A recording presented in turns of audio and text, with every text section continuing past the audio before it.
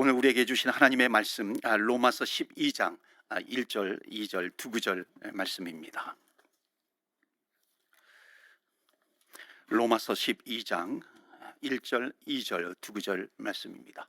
신약성경 256페이지입니다. 우리 1절, 2절, 두 구절 말씀 우리 다 같이 합독하겠습니다. 시작.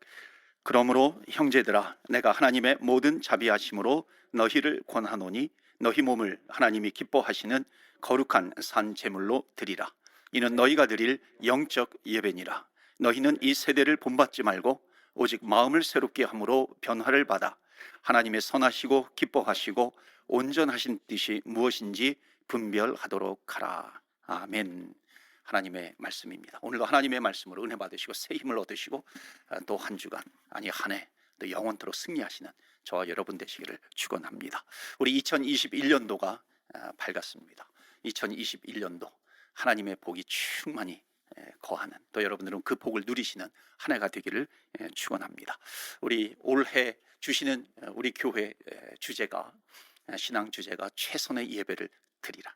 제가 송구 영신 예배 때도 말씀을 드렸지만 원래는 최선의 예배를 드리라, 여기에서 끝나는 것이 아니라 최선의 예배를 드리라. 그러면 하나님의 능력을 경험하리라. 너무 길어가지고 그런데 최선의 예배를 드리라, 여기에서 끊었습니다. 여러분, 우리가 정말로 최선의 예배를 드리면 하나님의 능력, 하나님의 임재하심을 체험하게 되는 줄로 믿습니다. 올 한 해가 최선의 예배를 드리고 하나님을 체험하고 경험하는 저와 여러분 되시기를 바랍니다. 그래서 지난주부터 우리 계속 예배 시리즈를 가지고 말씀을 드리고요. 이제 한 주간 또 특별 새벽 기도회를 진행을 합니다. 여러분 많이 참여해 주시길 바랍니다. 역시 최선의 예배, 특별히 예배 능력을 경험하라, 이런 주제를 가지고 말씀을 전하도록 그렇게 하겠습니다. 참여하신 분들은요, 자발적으로 우리 속장님인가요, 지역장님이나 교구장님이나 또는 우리 담당 교구 목사님들에게 참여했다고 이렇게 소식을 이렇게 전해주시기 바랍니다. 우리 교회에서 자그마한 기념품을 마련하도록 하겠습니다. 교회에서 무슨 또 우리 미끼를 던지네, 이게 아니라요, 정말로 함께 이 예배에 많이 참여했으면 좋겠다라고 하는 그 거룩한 마음입니다. 그 간절한 마음을 가지고 준비를 하는 겁니다. 그래서 여러분 2021년도 한 주간 이제 주일을 시작으로 해서 이제 한 주간 열릴 때요, 정말 예배를 사모하는 마음으로 우리 6시부터 시작되는 이 특별 새벽 기도회에 여러분 많이 참여해 주시기를 부탁드립니다. 오늘은 예배 시리즈 세 번째 시간으로요, 본문 로마서 12장 1절, 2절, 두 구절 말씀을 가지고 전할 때에 정말 하나님께서 기뻐하시는 예배, 그 영적 예배라고 하는 것이 무엇인가, 그것을 함께 깨닫기를 원합니다. 뿐만 아니라 정말 예배의 능력을 체험하시는 저와 여러분 되시기를 바라고요. 그 예배의 능력, 하나님의 능력을 체험하심으로 말미암아 2021년도 저와 여러분의 그 지경이 더욱 깊어지기를 주의 이름으로 축원합니다. 자, 교회를요, 우린 그리스도의 몸이라고 비유를 합니다. 여러분, 몸에서 우리 신체적인 몸에서 가장 중요한 곳을 꼽으라고 한다면 여러분 아마도 모든 사람들이 머리에 있는 뇌를 꼽게 될 겁니다. 그렇다면은요, 교회는 그리스도의 몸이라 그랬는데 교회에서 우리 신체에서 뇌의 기능에 해당되는 것은 무엇이라고 말할 수 있습니까? 그것은 하나님의 말씀입니다. 그렇죠. 뇌가 나름대로 명령을 하고 지시를 합니다. 그런 것처럼 교회에 지시를 하는 것이 무엇입니까? 하나님의 말씀인 것이죠. 그러니까 하나님의 말씀이 하라고 하면 하는 것이고요, 하나님의 말씀이 하지 말라고 하면은 하지 않는 것입니다. 그래서 이 뇌의 기능을 하는 것은 하나님의 말씀입니다. 자, 그럼 두 번째로요, 우리 몸에서 두 번째로 중요한 곳은 어디일까요? 그것은 뭐니 해도 심장 기능일 겁니다. 그렇죠. 심장에서 피를 공급해 주잖아요. 그럼 모든 기관들이 사는 겁니다. 그런 것처럼 우리 교회에서요, 가장 그리스도의 몸된 교회에서 두 번째로 중요한 것은 무엇일까요? 하나님의 말씀 다음에 그것은 바로 예배라고 하는 겁니다. 그러니까 여러분, 우리가 주님 앞에 함께 모여서 예배를 드릴 때에 우리가 피를 공급하면, 심장에서 피를 공급하면 모든 기관들이 살아나는 것처럼 주님 앞에 온전한 예배를 드리게 될 때요, 이 예배에 참여하는 한 명 한 명이요, 한 심령이 성령의 충만함을 입게 되는 것이고요, 성령의 기름 부으심을 입게 되는 것이고, 예수 그리스도의 보혈의 능력을 체험하게 되는 것입니다. 그렇게 되면은 자동적으로 건강해지는 거예요. 우리에게 맡겨주신 직분들 있잖아요. 그 직분을 능력 있게 사용하게 되는 것입니다. 사용을 할 때 건강하게 되는 것이고요. 그러므로 말미암아 우리 교회가 건강하게 되는 것이고요. 교회가 건강하면은 세상에 나아가서 우리가 살아가는 그 삶도 건강하게 되는 줄로 믿습니다. 제가 동부에서 목회할 때 첫 안식년 때예요. 이렇게 기도원에서 이제 지내기도 하면서 뭐 글도 쓰기도 하고요. 또 하나 아주 의미 있는 일을 한 것은 뭐냐면은 주일마다 정말 은혜롭다고 하는 예배 교회를 이렇게 찾아가 보았습니다. 하나님 앞에 쓰임 받는 예배, 정말 영적으로 충만한 그런 교회, 소문난 교회를 찾아가서 이렇게 예배를 드린 적이 있습니다. 참 유익한 시간이었는데요. 그 하나님께 쓰임 받는 교회의 특징이 있습니다. 물론 뭐 성공하는 사람이 있다든지 부자가 있다든지 뭐 열심히 하는 사람이 있다든지 뭐 그 착한 사람이 있다든지 이런 것은 다 차이가 있습니다. 이것으로 인해서 쓰임 받는 것은 아니라고 하는 것이죠. 그것은 다 제각기 차이가 있는데요. 공통적인 점이 있습니다. 하나님 앞에 쓰임 받는 교회의 공통점은 바로 이겁니다. 예배가 은혜롭다는 거예요. 은혜로운 예배를 드리고 있다는 것입니다. 그게 정말 하나님 앞에 쓰임받는 교회의 공통점입니다. 자, 그렇다면 여러분, 예배가 은혜스럽다라고 하는 것은 도대체 무슨 의미인가 하는 거예요. 은혜로운 예배가 뭐예요? 여러분, 이 정의를 잘 내려야 됩니다. 그래야 혼동하지 않아요. 그런데 만약에 이렇게 할 수가 있어요. 내가 오늘 예배에 참여했는데 내가 정말 좋아하는 찬송을 불렀어. 그러면 여러분, 그 예배가 은혜로운 예배인가요? 어느 정도 은혜로울 수는 있어요. 그런데 근본적인 은혜로운 예배를 정의하는 것은 아닙니다. 왜냐하면 여러분, 다음 주에는 내가 별로 좋아하지 않는 찬양을 해요. 내가 알지도 못하는 찬양을 해요. 그러면 은혜가 반감이 되는 것이죠. 그러니까 그걸로 은혜로운 예배를 정의할 수는 없는 겁니다. 제가 여러분에게 설교를 하는데 아주 감동적인 예화를 전해가지고 여러분들의 눈물을 쏙 빼는 그런 말씀을 전해서 정말 은혜 받았어, 이게 여러분 은혜로운 예배일까요? 그러나 그 다음 주에는요, 그런 감동적인 예화가 없으면은 그 은혜는 반감이 되는 것이죠. 물론 그런 면에서도, 그런 것을 가지고서도 은혜를 받을 수 있습니다. 그러나 근본적인 은혜로운 예배를 정의할 수는 없다라고 하는 겁니다. 여러분, 은혜롭다라고 하는 것 말로는 표현할 수 없지만은요, 우리가 은혜로워 그걸 어떻게 표현을 합니까? 그 말로 표현할 수 없는 겁니다. 고작 말로 표현한다는 것은 뭐예요? Amazing Grace예요. Amazing Grace는요, 말로 표현할 수 없는 겁니다. 그러니까 여러분, 은혜라고 하는 것은 말로 표현할 수 없어요. 말로 표현하면 그 은혜는 인간의 언어로 표현이 되면 반감이 되는 거죠. 그러나 우리 은혜롭다라고 하는 것은 우리 인간의 언어로 표현할 수 없지만은 뭔가 느끼는 게 있잖아요. 은혜로워. 그래서 느끼는 거예요. 그 느끼는 부분이 있습니다. 여러분, 하나님을요, 우리 인간의 언어로 정의 내릴 수 있어요? 하나님의 능력을 인간의 언어의 집으로 만약 그것을 표현하게 된다면요, 그것은 하나님을 제대로 표현하는 것이 아니에요. 여러분, 천국을 우리의 인간의 언어로 표현할 수 있을까요? 물론 성경에 보면은 하나님은 이런 분이시고 또 천국은 이러한 모양이 있어요. 이렇게 여러 가지 표현이 있습니다. 그것은 뭐냐면은 천국이 그렇다는 게 아니거든요. 천국은 뭐 홍보석이 있고 여러 가지 뭐 수정 같은 맑은 물이 있고, 이것은 뭐냐면 인간의 언어로 표현할 수밖에 없기 때문에 그렇게 표현할 뿐인 것이죠. 그 언어로 표현할 수 없는 뭔가가 있는 겁니다. 그렇지만 그것을 우리가 느낄 수 있도록 하는 것은 바로 이 예배입니다. 그러니까 여러분, 우리가 은혜로운 예배도요, 뭔가 정의할 수는 없지만은 내가 그 예배에 빠지면요, 예배에 참여하게 되면 그 예배에 젖어들게 되면 이 은혜로운 예배가 이런 거구나라고 하는 것을 깨닫게 된다는 것입니다. 그래서 여러분, 2021년도는요, 물론 다른 우리 교회에 사역을 해야 됩니다. 그러나 무엇보다도 우리가 예배가 회복되는 한 해가 되게 해 주옵소서. 코로나로 인해서 정말 예배가 많이 멀어져 있어요. 무너져 있는 것을 보게 됩니다. 그러니까 하나님께서 적절할 때에 우리 교회에 신앙의 주제를 주신 거예요. 그래서 여러분, 2021년도 최선의 예배를 드리면서요, 우리 예배가 회복되기를 바랍니다. 그런데 그 은혜로운 예배에 참여하게 되면은 뭔가 내가 설명할 수 없지만은요, 느끼는 게 있는 거예요. 하나님의 임재를 느끼게 되는 겁니다. 그리스도의 사랑을 느끼게 되는 거예요. 그 예배에 흠뻑 젖어들게 되는 것이죠. 이게 은혜로운 예배의 현상입니다. 여러분, 성경 어디에도요, 은혜로운 예배는 이런 스타일이야, 이런 형식을 가지고 있는 것이 은혜로운 예배야, 이런 정의를 내려주는 것은 없습니다. 여러분, 어떤 형식이든지 어떤 스타일로 예배를 드리든지요, 하나님은 다양한 채널로 역사하시기 때문에 어떤 스타일이든지, 때로는 전통적인 예배 스타일이나 또는 열린 예배 같은 스타일이 있잖아요. 찬양 예배 같은 컨템퍼러리 그런 예배 스타일이 있습니다. 이것도 은혜로울 수가 있어요. 또는 열린 예배와 전통 예배가 믹스업되는 그런 예배도 은혜스러울 수가 있는 겁니다. 그러니까 하나님께서는요, 이 다양한 방법으로 은혜를 주시기 때문에 반드시 이런 스타일로 예배를 드려야 된다 이렇게 말씀하지 않으시고 다양한 예배로 나아갈 수 있는 그런 방법들을 주십니다. 그러니까 우리가 세상에서 볼 때는 굉장히 시끄러운 예배가 있어요. 드럼을 치고 기타를 치면서 비파와 수금으로 막 이렇게 시끄럽게 예배를 드리는 그런 예배 가운데서도 하나님은 은혜를 베풀어 주실 수 있는 것이고요. 다 악기 하나도 동원되지 않고요, 조용한 가운데 정말 침묵으로 예배를 드려도 우리는 정말 하나님께서 부어주시는 그런 은혜를 체험할 수 있는 겁니다. 그런데 여러분, 예배에 있어서 정말로 중요한 것은 이겁니다.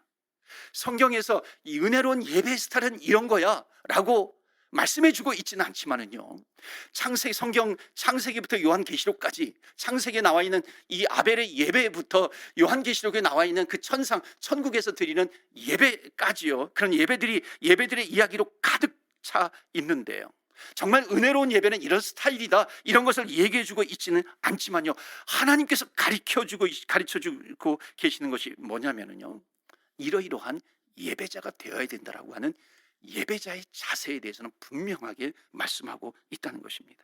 그렇기 때문에 어떤 포맷이 있는, 어떤 형식이 있는 예배, 그 예배를 통해서 은혜를 주시는 그것보다도 더욱 중요한 것은 뭐냐면, 예배에 참여하는 사람들이 어떤 예배자의 마음을 가지고 참여하느냐, 그것이 훨씬 더 중요하다라고 하는 것이고요, 이것을 우리들이 점검해야 된다라고 하는 것을 말씀하고 있습니다. 따라서요, 좋은 예배가 좋은 예배를 만드는 것이 아니라 좋은 예배자가 좋은 예배를 만든다는 것입니다. 여러분 믿으십니까?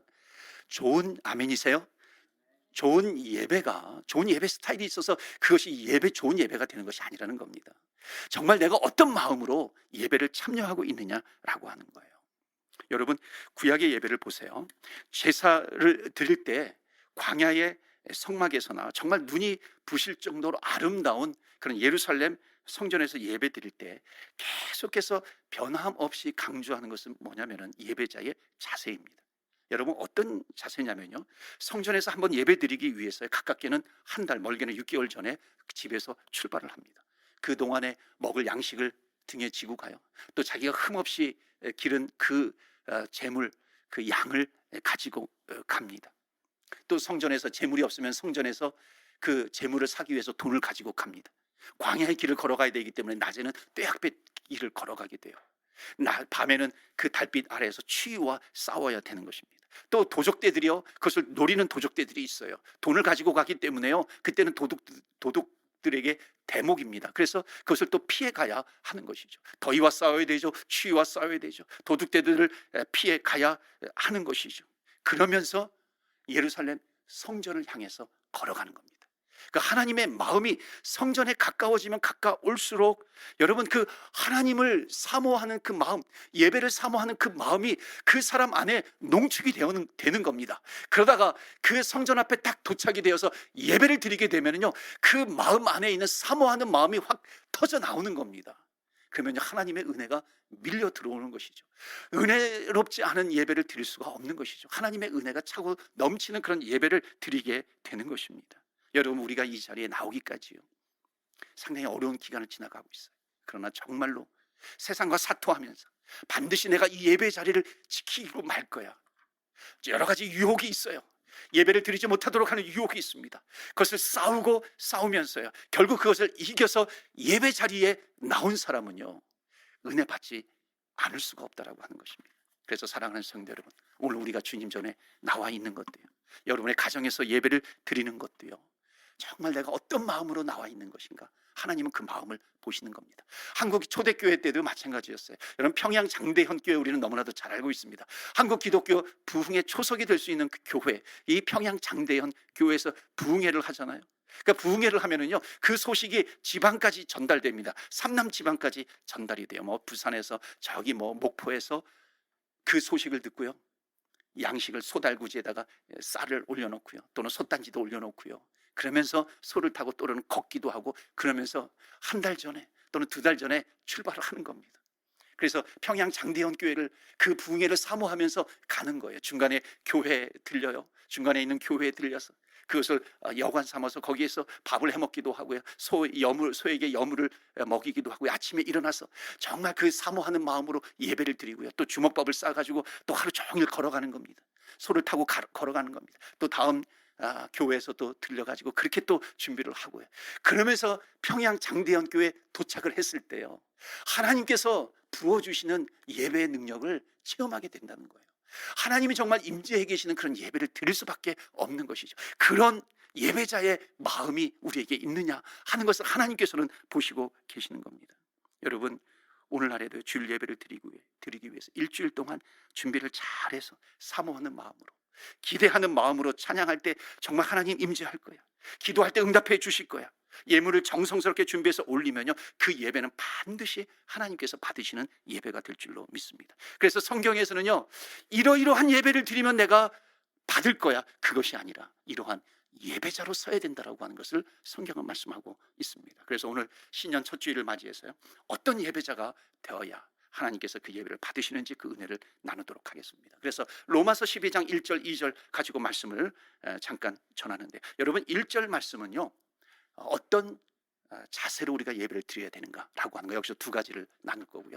2절에서는요, 그렇다면은 우리가 어떻게 준비를 해야 되는가, 여기 두 가지를 나누도록 하겠습니다. 토탈 네 가지를 가지고 우리가 나눌 수 있는데 잘 새겨들으시고요, 영적 예배에 대해서 깨달음이 있기를 축원합니다. 첫 번째로요, 거기 1절 말씀 보시면요, 그러므로 형제들아, 내가 하나님의 모든 자비하심으로 너희를 권하노니. 너희 무엇을 위해요? 몸을입니다. 너희 몸을 드리라. 첫 번째로요, 몸을 드리는 예배를 드려야 된다는 겁니다. 이게 무슨 말이냐면요, 헬라어에는요, 몸에 대한 단어가 두 가지가 있습니다. 하나는 뭐냐면 사르크스예요. 사르크스는 뭐냐면 우리의 육체적인 몸입니다. 고기 덩어리, 육체 덩어리예요. 그 사르크스라고 해요. 그것도 몸이에요. 그런데 또 몸을 어떻게 표현하고 있냐면은 영혼 육, 그러니까 영혼 몸, 여기서 말하는 몸은 육이죠. 영혼 육이 같이 있는 몸을 이야기합니다. 그래서 소마의 몸이라고 그래요. 그러니까 우리 육체만 얘기하는 것은 사르크스예요.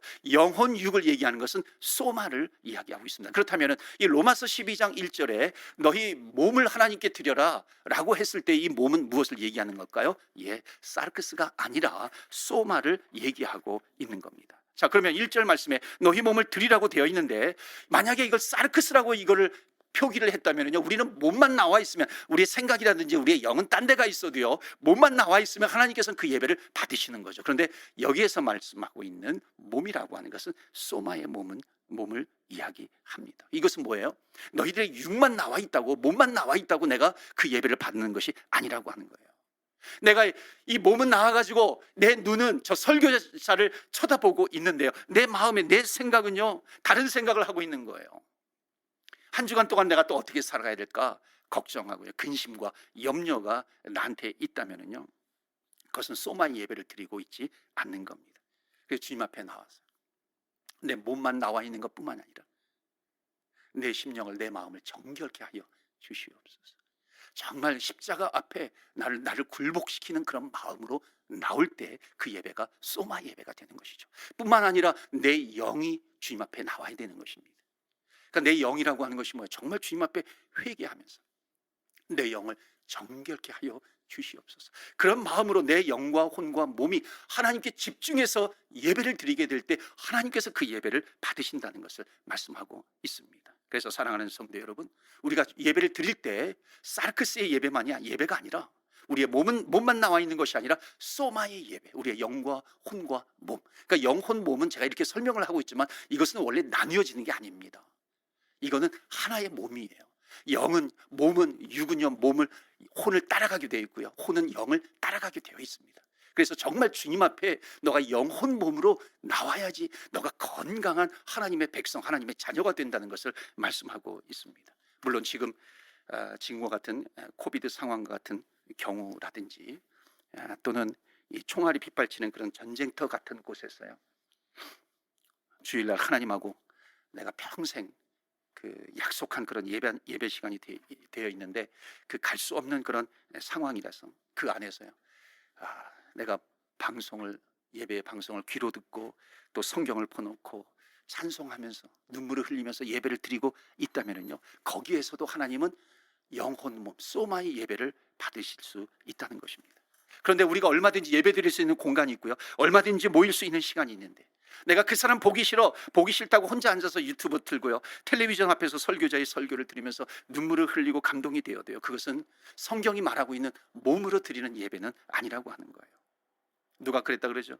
우리 교회 성도님이 아니길 바라는데요, 우리 교회 공동체가 함께 예배 드리는 시간인데 유튜브에 좋은 설교나 간증이 있으니까는 그것을 소개하면서 우리 교회 예배 대신에 공동체가 함께 예배 드리고 있는데 그 예배 대신에 그 시간에 이거 유튜브 들어봐, 또 은혜로와 소개하고 영상을 링크시켜서 보내면요, 그것을 보면서 내가 은혜 받을 수는 있을지언정 내가 하나님 앞에 그 공동체 안에서 영과 혼과 몸으로 드리는 예배를 드리는 것은 아니라고 하는 것입니다.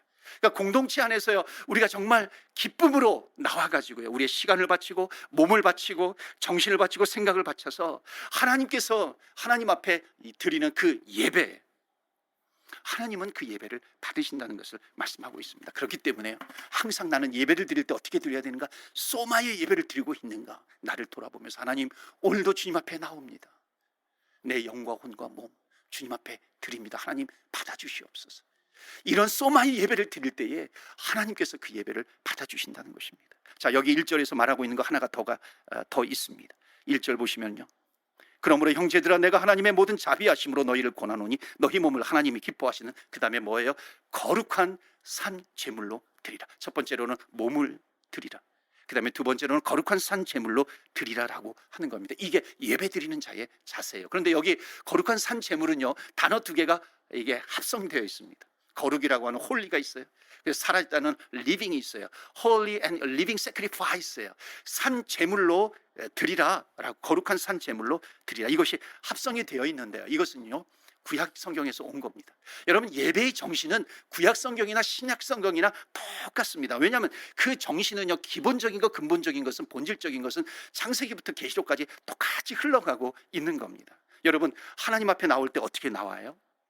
구약에서 예배 드릴 때 죽은 재물을 가지고 오지 않습니다. 살아있는 양을 가지고 나오는 겁니다. 그런데 어떤 양이에요? 흠없는 양을 드리는 것이죠. 그러니까 그 거룩한 살아있는 재물을 가지고 온 것처럼 우리가 하나님 앞에 예배 드리는 바로 지금이에요. 현재, 지금 거룩한 living, 살아있는 sacrifice, 그 예배를 드리고 있는가? 지금 살아있는 예배를 드리고 있는가? 그것을 말씀하고 있습니다. 그래서 여러분, 예배는요 과거가 존재하지 않습니다. 예배는 항상 현재예요. 왜냐하면 하나님은 현재로 존재하시는 분이기 때문에 그렇습니다. 그래서 여러분, 성경을 보면은요, 하나님께서 우리 인간에게 나타나실 때요 어떻게 표현하고 있냐면 나는 아브라함의 하나님이었었어, 과거에. 그렇게 표현하지 않습니다. 나는 야곱의 하나님이었고 나는 이삭의 하나님이었어, 그것이 아니에요. 현재형으로 표현하고 있습니다. 나는 아브라함의 하나님, 이삭의 하나님, 야곱의 하나님, 그리고 너희들의 하나님이라고 하는 겁니다. 물론 성경에 보면은요, 어제도 동일하시고 오늘도 내일도 라고 하는 이 시제가 나와 있어요. 과거, 현재, 내일. 그러나 이것은 과거, 현재, 미래라고 하는 그 시제를 표현하는 것이 아니라 어제도 동일하신, 이 동일하신 것에 포커스를 두고 있습니다. 어제도 동일하시고 오늘도 동일하시고 내일도 동일하신 하나님이에요. 그래서 여러분, 이 동일하신 것을 강조하는데 하나님의 시간과 우리 인간이 살아가는 이 역사 속에서의 시간의 개념이 완전히 다릅니다. 여러분, 왜냐하면 하나님은 과거가 없어요. 미래가 없습니다. 하나님은 현재만 계시는 거예요. 자, 이것을 좀 더 깊이 있게 제가 말씀을 드릴 테니까요, 잘 깨닫는 은혜가 있기를 바랍니다. 여러분, 인간의 시간을 크로노스라 그럽니다. 크로노스예요. 하나님의 시간을, 또는 천국의 시간을 카이로스라고 부릅니다. 여러분, 우리의 시간을 크로노스라고 해서요, 이것은 시작이 있으면 끝이 있는 겁니다. 과거가 있으면 현재가 있고 미래가 있는 이 수평적인 인간의 크로노스의 시간 속에서 살아가고 있기 때문에 여러분, 이 크로노스의 시간 속에서 아브라함은 과거 사람이에요. 6,000년 전 사람이에요. 여러분, 이삭, 야곱, 다윗 과거의 사람입니다. 1,000년 후에 태어날 사람, 미래의 사람이 되는 겁니다. 그러다가 우리가 천국에 딱 가면, 천국에 딱 가서 보면은요, 그 크로노스의 시간이 어떤 시간으로 바뀌냐면 카이로스의 시간으로 바뀌는 겁니다. 자, 우리가 인간의 역사 속에서 살아갈 때는 크로노스의 시간은 수평적인 시간입니다. 그런데 우리가 천국에 가면은 그 크로노스의 시간이 카이로스의 시간으로 바뀌는 것이고, 이 땅의 수평적인 시간이 천국에서 수직적인 시간으로 바뀌게 되는 겁니다.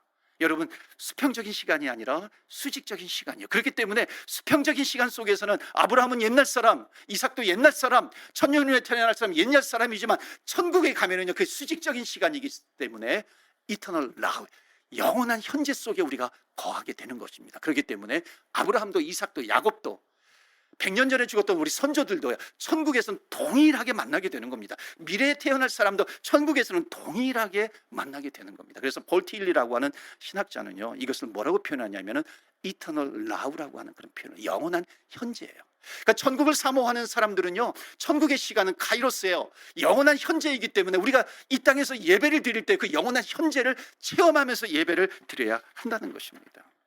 여러분, 항상 현재라고 하는 것이 얼마나 좋은지 아십니까? 항상 현재예요. 여러분, 우리의 인간의 몸은요 변하게 되어 있습니다. 감정도 변해요. 이 땅에서 크로노스의 시간 속에서 살아가면은요, 우리의 인간은 몸은 아무리 내가 건강하려고 애를 써도요, 우리의 겉사람은 후패하게 되어 있습니다.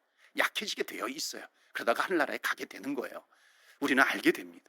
여러분, 감정도 마찬가지예요. 이 땅의 수평적인 크로노스의 시간 속에서 살아갈 때는요, 아무리 좋은 집을 사봐도요, 처음에는 좋은 감정을 가지고 있어요. 좋은 차를 샀어요. 정말 감정이 좋지만요, 시간이 지나면은요 그 감정은 시들어 버리게 된다는 겁니다. 그런데 천국에서요, 이터널 라우, 매일 현재를 살아가고 있다는 것은 뭐예요?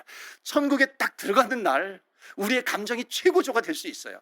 너무나도 기뻐요. 그런데 그 기쁨이 업앤다운이 있는 것이 아니라 끝까지 동일하다는 겁니다. 여러분, 믿으시기를 축원합니다. 끝까지 동일해요. 이게 만약 지옥이라면요, 얼마나 고통스럽겠어요. 처음에 지옥에 들어갔을 때 그 고통이 영원토록 동일하게 된다는 겁니다.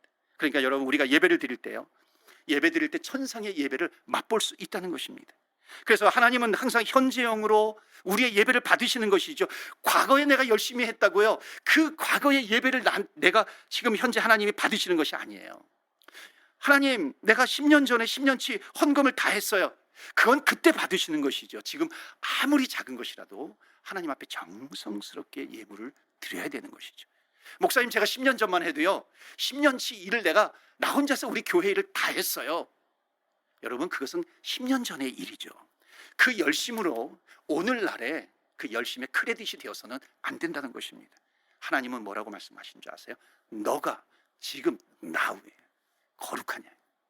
내가 거룩하기 때문에, 내가 현재형으로 거룩하기 때문에 너도 지금 나한테 예배 드리러 나올 때 너가 거룩하냐? 주님께서는 우리에게 묻고 계시는 겁니다.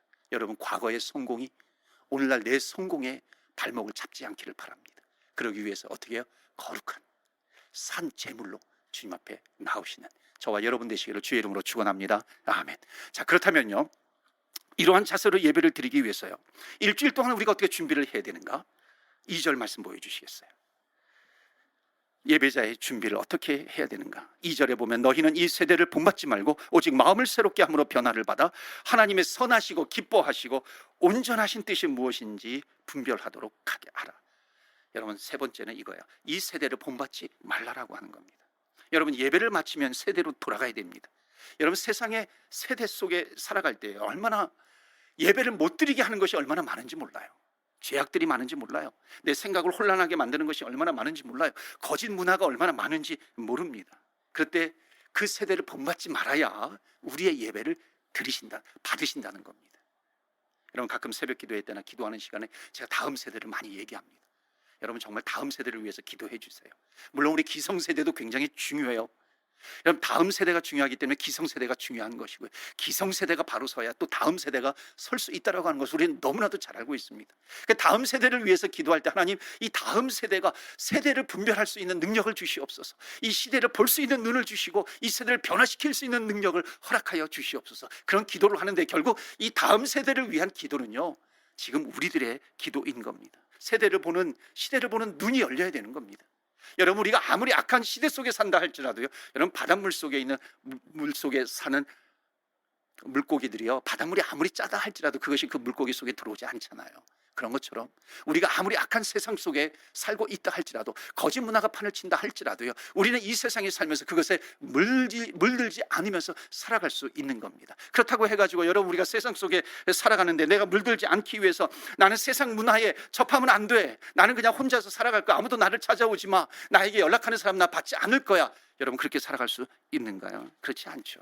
우리는 이 세상 속에서 살아가는 겁니다. 외딴 섬에서 살지 않아요. 자, 그렇다면은 이 2절에서 두 번째는 이겁니다. 세상에 나가서 그 문화의 옷을 입고 세상 한가운데로 들어가게 될 때 거기에서 보호받을 수 있는 장치는 과연 있는가라고 하는 거예요. 이 악한 시대를 본받지 않기 위해서, 그래서 이 로마서 12장 2절 뒷부분에 보면 뭐라 그래요? 하나님의 선하시고 기뻐하시고 온전하신 뜻이 무엇인지 알고 있어야 한다는 것입니다. 하나님의 기뻐하시고 하나님의 온전하신 뜻이 무엇인가, 이것을 붙들고 있으면 승리하게 된다는 것을 말씀하고 있습니다. 여러분 아멘이세요? 믿으십니까? 그렇다면 우리가 질문해야 됩니다. 하나님의 선하시고 기뻐하시고 온전하신 뜻이 어디에 담겨져 있는가? 어디에 담겨져 있어요? 바로 바이블이죠. 이 성경 안에 하나님의 기뻐하시고 온전하신 뜻이 무엇인지 여기에 다 담겨져 있다는 것입니다. 그러니까 우리가 설교를 들을 뿐만 아니라 매일매일 말씀을 들어서 그 말씀이 진리가 되는 것이고, 그 진리라고 하는 기준을 가지고 있으면요, 세상을 살면서요, 그 기준을 딱 갖다가 대면은 그 기준에서 벗어났는지 벗어나지 않았는지 그것을 알게 되는 것입니다. 여러분 이것이 없으면요, 여러분 기준이 없으면은 끌려가게 되어 있습니다. 기준이 없으면 따라가게 돼요. 여러분 기준이 없으면은요, 내 생각이 옳은 대로 가는 겁니다. 그런데 문제는 뭐냐면 내 생각은 기준이 없으면 따라가게 되어 있는 거예요. 남들 하는 대로 가는 겁니다. 그래서 여러분, 세상을 따라간다라고 하는 것이 무엇을 의미합니까? 이거예요. 세상은 어제는 죄였는데 오늘은 죄가 아니라고 말하는 겁니다.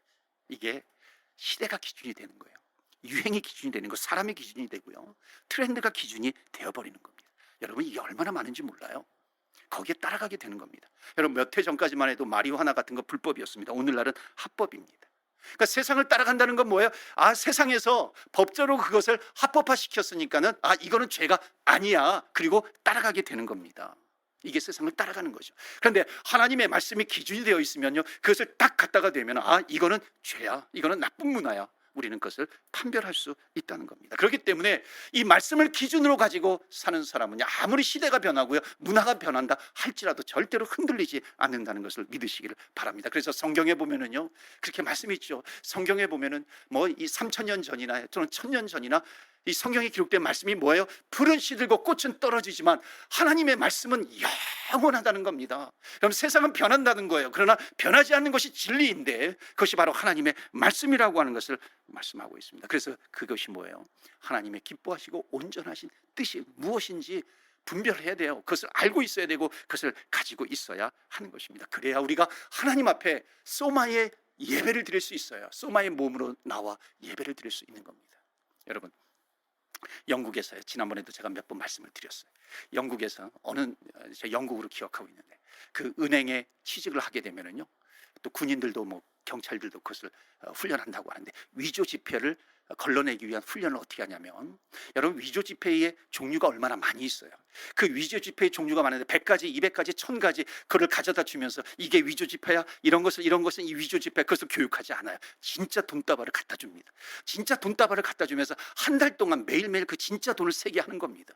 그 진짜 돈을 나중에 세게 해가지고 눈으로 보지 않아도요, 그 감각으로만 느끼게 하는 겁니다. 이게 위조 지폐가 이게 진짜구나. 그 훈련을 하게 되면 그 사이에다가 진짜 돈다발 안에다가 위조 지폐를 껴 넣어주는 겁니다. 그러면 이렇게 돈을 세다가 보면 이거는 위조 지폐 딱 발견하는 거예요.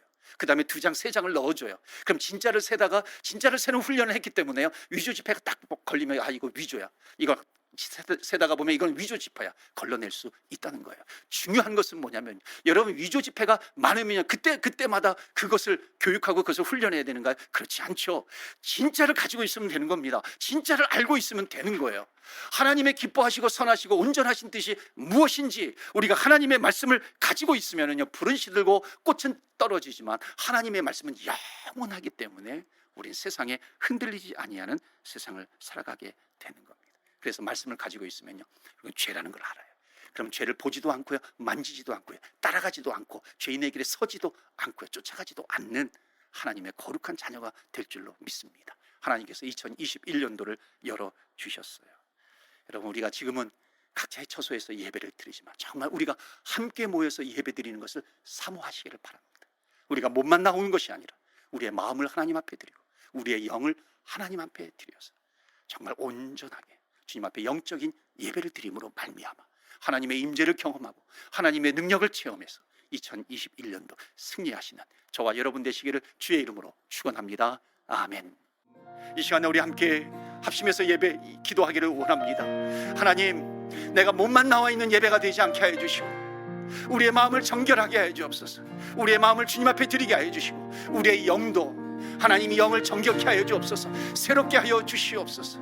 우리가 주님 앞에 영과 혼과 몸으로 소마의 예배를 드리게 하여 주시옵소서. 그럴 때마다 하나님, 그것이 최선의 예배가 되며 하나님의 임재를 체험하며 하나님의 능력을 체험케 하여 주시옵소서. 그럴 때 세상에 나아가서도 우리는 살아있는 예배를 드리게 될 줄로 믿습니다. 정말 하나님께서 주시는 그 능력으로 승리하며 살아가게 될 줄로 믿습니다. 하나님, 이러한 예배를 드리게 하여 주시옵시고 능력 있는 사역을 감당케 하여 주시고 그 삶을 살아가게 하여 주시옵소서. 다 같이 우리 주여, 주의 이름 한번 부르며 함께 기도하며 나아갑니다. 주여.